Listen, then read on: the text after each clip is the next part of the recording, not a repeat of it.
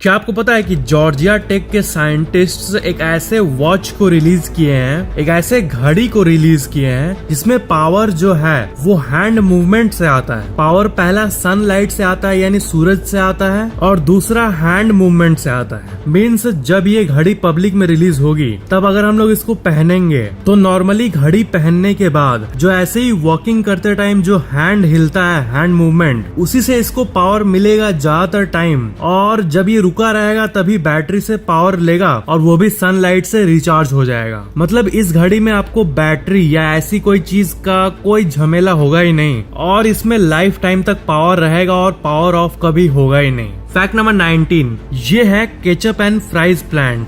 आपने tomato plant देखा ही है, आपने पोटैटो प्लांट भी देखा है, बट क्या आपने पोमैटो प्लांट देखा है? पोटैटो प्लस टोमेटो, इसका निकनेम है केचप एंड फ्राइज प्लांट। और ये जो प्लांट है ये एक ही साथ टोमेटो भी देता है और पोटैटो भी देता है। ऊपर टमाटर देगा टोमेटो और नीचे पोटैटो देगा आलू, और वो भी सेम टाइम में। फैक्ट नंबर 18, कोलंबियन फॉरेस्ट में एक फूल पाया जाता है और लाइफ साइंस में इसका आप आर्टिकल देखो, इसे लोग कहते हैं डेमन ऑर्चिड यानी डेविल हेड वाला फ्लावर। क्योंकि इस फ्लावर के इस पार्ट को आप देखो ऐसा लग रहा है किसी दानव का मुंह है, कोई डेविल का चेहरा है। इस फ्लावर में लिटरली ऐसा मतलब नेचुरली बना रहता है। आपको मैंने एक बार फूल के बारे में बताया था इस नाम का, जो कि चिड़िया की तरह दिखता है, ऐसा लगता है कि चिड़िया हो, बट नेचर में ऐसे भी फूल है जिसको देखने पे लगता है कि इसमें बीच में दानव का मुंह बना हुआ है। फैक्ट नंबर 17, ज्यादातर बैट्स यानी जो चमगादड़ होते हैं वो ऐसे दिखते हैं, बट क्या आपको पता है कि एक सफेद कलर का बैट का भी प्रजाति होता है और इन्हें कहते हैं हॉन्ड्यूरन व्हाइट बैट्स, और ये कुछ ऐसे दिखते हैं, Honduran white bat. Fact number 16, Leonardo Granato, ये एक 27 साल के अर्जेंटीनियन पेंटर है और इनका पेंटिंग सच में होश उड़ा देने वाला है। ये लिटरली पेंट को अपने नाक के अंदर से लेते हैं और लेने के बाद उसको आंख से निकाल के, आंख के नीचे से ऐसे फुहारे की तरह निकाल के देन पेंटिंग बनाते हैं, बिल्कुल अपने इंस्पिरेशन जैक्सन पोलॉक की तरह, जो कि बिल्कुल कुछ ऐसा ही करते थे। फैक्ट नंबर 15, पुराने बॉलीवुड एक्टर देव आनंद के बारे में एक फैक्ट है। कहा जाता है कि देव आनंद जो है वो ब्लैक कोट में इतने अच्छे लगते थे कि लोग बिल्डिंग से कूद जाया करते थे इनका एक झलक पाने के लिए, और इसलिए कोर्ट ने इस चीज को बैन कर दिया। बट क्या ये ट्रू है? क्या उनको कोर्ट ने ब्लैक कलर का कोट पहनने से मना कर दिया? इंडिया के कोर्ट ने ऐसा किया, बट ये एक्चुअली एक र्यूमर है और इसे देव आनंद ने अपनी ऑटोबायोग्राफी रोमांसिंग विथ लाइफ में क्लियर किया। इस कोट में आप देख सकते हो उन्होंने क्या कहा कि इन्हें इस र्यूमर के बारे में पता चला था, बट ये ऐसी हंसी मजाक के लिए छोड़ दिए ताकि लोग भी हंसे कि अरे ऐसा भी हुआ था।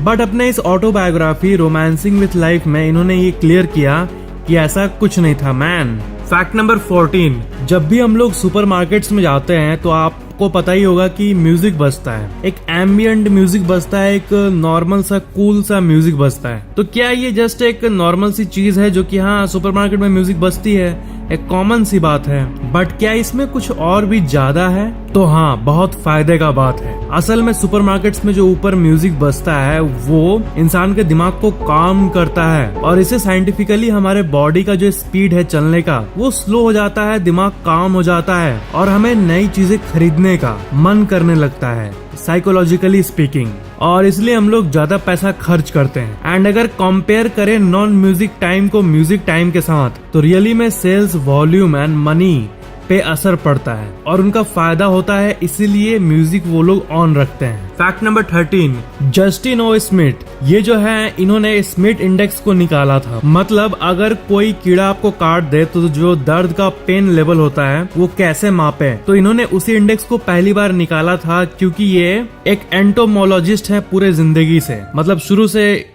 कीड़े मकोड़े मक्खी इन सब चीजों पे इन्होंने रिसर्च करते आया है। तो सबसे मेन बात है कि इन्होंने इसी इंडेक्स को बनाने के लिए इन्होंने अपने आप को कटवाया है। अपने पर्सनल एक्सपीरियंस से इन्होंने इंडेक्स को बनाया है और करीब 78 से भी ज्यादा बीज, एंड्स, ऐसी चीजों से इन्होंने अपने आप को कटवाया है, तब जाके इन्होंने ये किताब लास्ट में निकाला। That's really crazy. और outsideonline.com पे आप इनका ये आर्टिकल भी देख सकते हो कि कैसे एक साइंटिस्ट ने अपने पर्सनल एक्सपीरियंस को यूज करके ऐसा इंडेक्स निकाला, मतलब जानबूझ के कटवा के इंडेक्स निकाला। और ये भी फेमस है स्मिथ स्टिंग पेन इंडेक्स के नाम पे। फैक्ट नंबर 12, बुद्ध भगवान के जो ये ऊपर ये ऐसा रहता है, बहुत लोगों को लगता है कि ये उनका नॉर्मल हेयर है, उनका बाल है, बट असल में ये स्नेल्स है। पता है, ये छोटे छोटे स्नेल्स है। कहानी के मुताबिक जब ये नॉन स्टॉप मेडिटेशन कर रहे थे तब एक स्नेल ने इनके बॉडी पे चढ़ के उस जगह पे आया ताकि जो हीट है, गर्मी,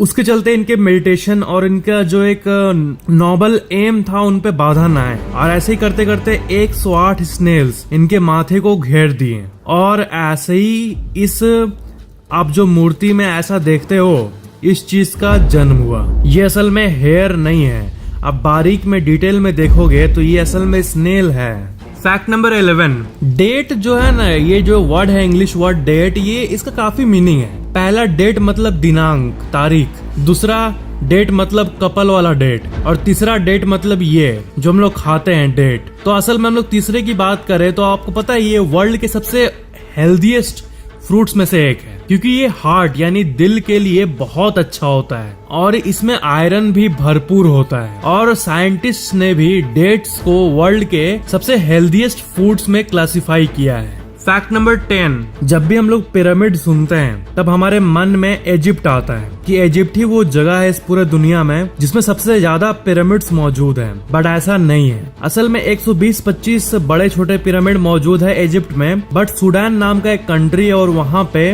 225 पिरामिड्स मौजूद है और ये टेक्निकली वर्ल्ड का सबसे ज्यादा पिरामिड वाला कंट्री है। नियरली ट्वाइस, इजिप्ट के पिरामिड से नियरली ट्वाइस है। फैक्ट नंबर 9, फोर्ड ऑरोरा 2, ये कार थी 1969 की और इसका जो इंटीरियर है वो ऐसा है जैसा आज तक भी नहीं बना। आप देख सकते हो कि इस कार का इंटीरियर जो है ये कितना अमेजिंग है, मतलब एक बिल्कुल सोफे की तरह है और लिटरली ऐसा फिर से किसी कार में नहीं हुआ जिस तरह ये फोर्ड ऑरोरा 2 में 1969 के ही टाइम में था। फैक्ट नंबर 8, रेडिट में इस इमेज को पोस्ट किया गया था और ये देखने पे ऐसा लगता है कि दो पेड़ आपस में ऐसे गले मिल रहे हैं, हग कर रहे हैं, है ना।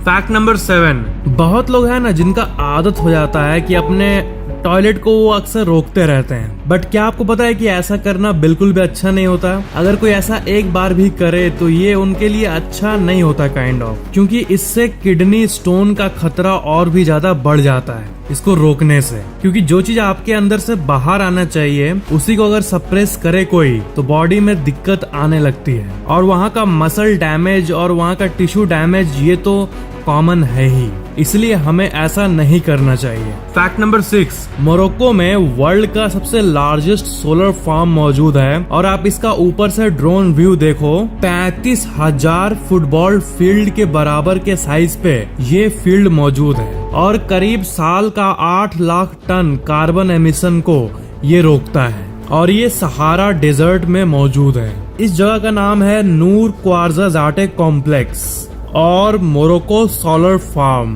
फैक्ट नंबर 5, क्या आपको पता है कि वर्ल्ड का सबसे पहला स्पेस होटल साल 2027 में जाके ओपन होने वाला है, वॉयजर स्टेशन नाम का ये होटल, और ये बिल्कुल कमर्शियल होटल होने वाला है। ऑर्बिटल असेंबली कॉरपोरेशन इसको खोल रही है और ये लॉन्च होने वाला है 2027 में। और सबसे अमेजिंग बात है कि सिर्फ मतलब ऐसा नहीं कि एस्ट्रोनॉट्स इसमें रहेंगे, बल्कि धरती का कोई भी इंसान बुक करके इस होटल में जा सकता है और फिर वो सेफली रिटर्न कर सकता है स्पेसशिप के थ्रू। मतलब नॉर्मली होटल से हम लोग मस्त व्यू का बात करते हैं, दूर दिखता है, अरे वहाँ पहाड़ दिख रहा है, नदी दिख रहा है, बट इस होटल में से कोई उठेगा सो के फिर देखेगा बाहर तो पूरा धरती दिख रहा होगा और वो ऐसे ऐसे अंगड़ाई लेते हुए पूरे धरती को देखेगा एक शीशे के थ्रू।